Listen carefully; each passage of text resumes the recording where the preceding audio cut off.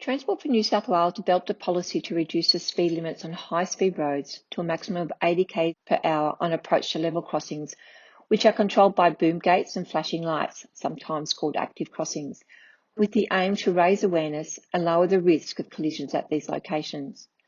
Level crossings controlled by boom gates and/or flashing lights are different to those that have only a stop or give way sign, which we sometimes call passive, as drivers are not required to lower speed to stop unless the flashing lights have been activated by an approaching train.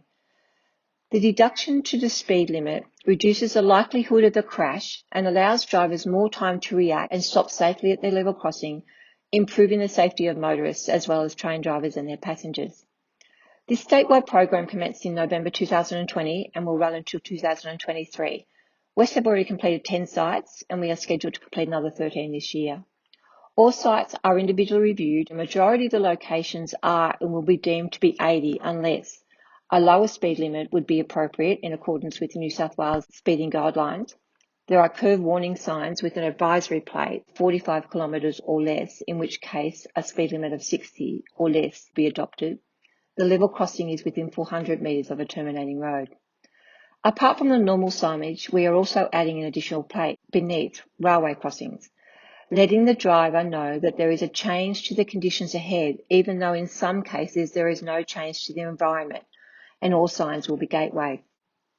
Local councils are brought in earlier to discuss the program, timelines, implementation, locations, and any other concerns.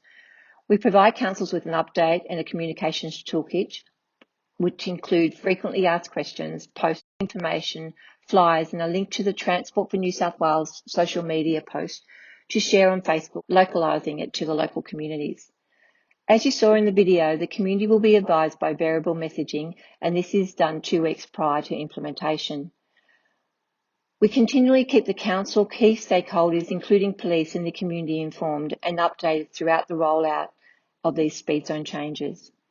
As I stated earlier, this is aimed to raise the awareness and lower the risk of collisions at these locations, and we are working with police and other stakeholders to encourage all motorists to slow down and keep safe.